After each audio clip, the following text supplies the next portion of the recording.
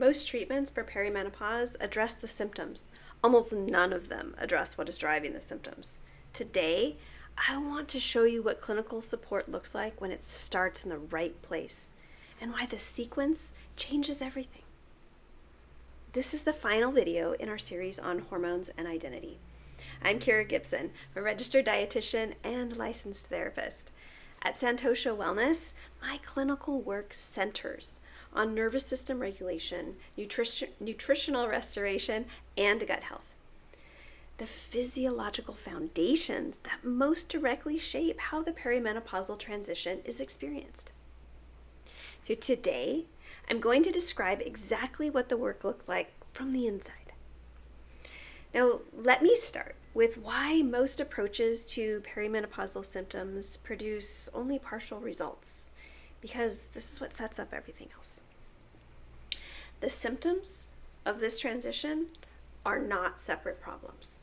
The mood, the cognition, the sleep, the energy, the anxiety, the changed sense of self, they are different expressions of the same underlying shift, felt through a nervous system that is more reactive, a nutritional environment that is more depleted, and a gut that is absorbing less than it should. Now, when you treat each symptom separately with a different intervention for each one, you get partial relief because you are working at the surface of a whole body physiological picture. The symptoms are managed, the root is not. What produces more complete and more durable results is addressing the physiological foundations in the right sequence. And the sequence matters enormously. And here's why. The nervous system state determines the conditions in which everything else works. A dysregulated nervous system keeps cortisol elevated. Elevated cortisol suppresses gut function, reduces nutrient absorption, disrupts sleep, and maintains the HPA axis in a state of hyperreactivity.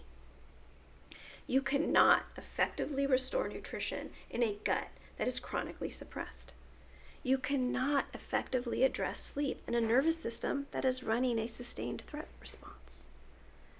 The nervous system is not one piece of the picture, it is the context in which every other piece of the picture operates. So what does a comprehensive assessment for a woman navigating perimenopause actually look like? Well, the nervous system baseline. Not just whether she is stressed, but what her baseline activation level is. How reactive her HPA axis is, and what her capacity for recovery looks like between demands. Nutritional status, specifically the micronutrients most affected by chronic stress and most needed for neurotransmitter production, energy, thyroid function, and sleep. These are B vitamins, magnesium, iron, vitamin D, omega-3s. And gut health and absorptive capacity. Because what the body actually receives from food and supplementation depends entirely on the state of the gut. And the gut is often significantly compromised in women who have been running a sustained stress response. And thyroid function across the full panel.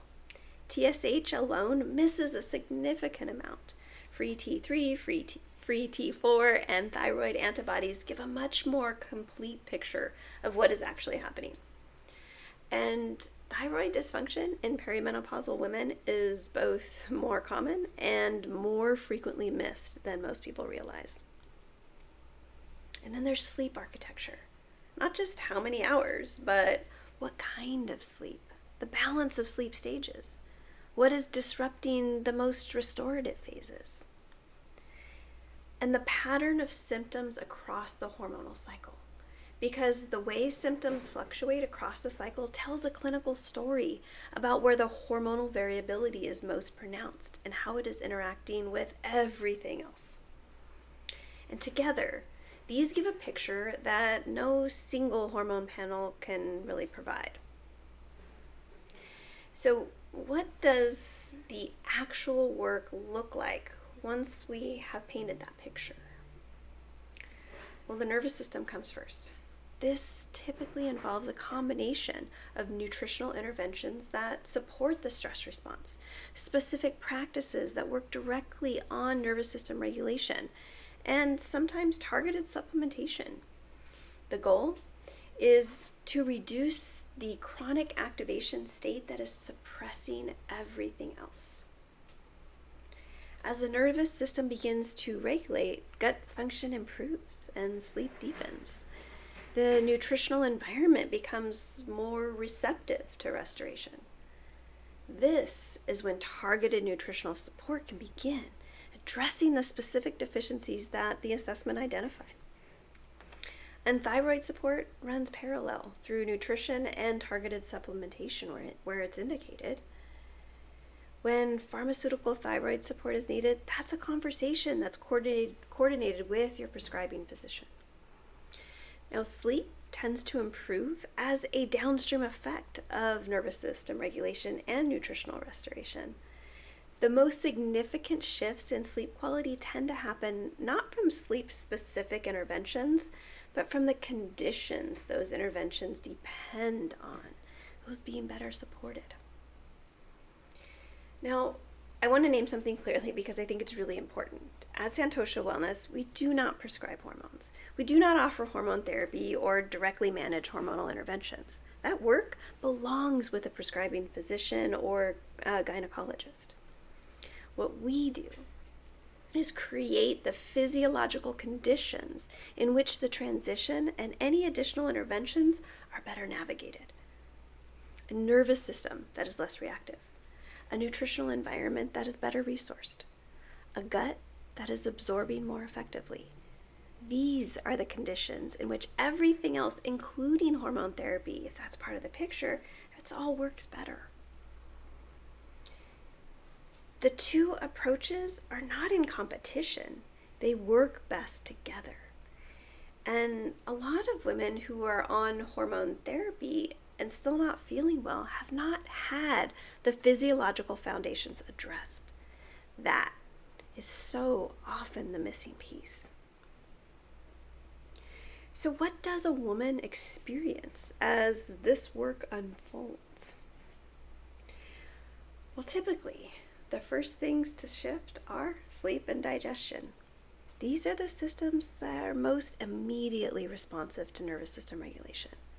Within a mere 4 to 6 weeks of beginning the work, most women report that sleep is becoming more restorative and digestion is settling.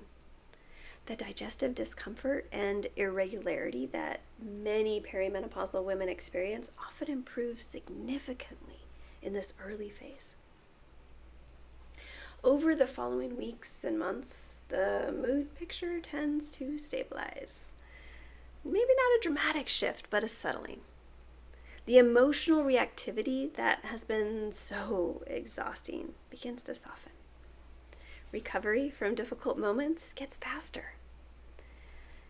And cognitive function tends to improve as the nutritional foundations are restored and the sleep deepens. The sharpness that felt less reliable starts to come back. That word retrieval becomes easier. And the sense of thinking clearly returns. Now, energy tends to shift a little bit more gradually, but when it comes differently. Not as a peak that needs to be sustained by caffeine and willpower, but as something more available and consistent. A body that can carry you through your day without the constant effort of compensating for a system that's running on empty. And underneath all of that, there's something subtler. The version of yourself that has felt less accessible starts to feel closer. Not a return to who you were before, but a settling into who you actually are in a body that is better supported. I want to close with something that my clients hear me say often. You do not need to push harder. Your body just needs better support. The effort you have put into managing this has been real. The problem is not the effort. it is that most of what you have been offered has been aimed at the surface of a whole body physiological transition. And that was just never going to be enough. If you've been watching this series and something has been landing for you, I want you to know that the kind of support I've been describing exists. It is what we do every day at Santosha Wellness. The link in the description is where we begin. Now, I want to thank you for spending this month with this series. It is some of the most important work that I do. And I really hope that it has given you something genuinely useful. I'm excited to see you next month in August.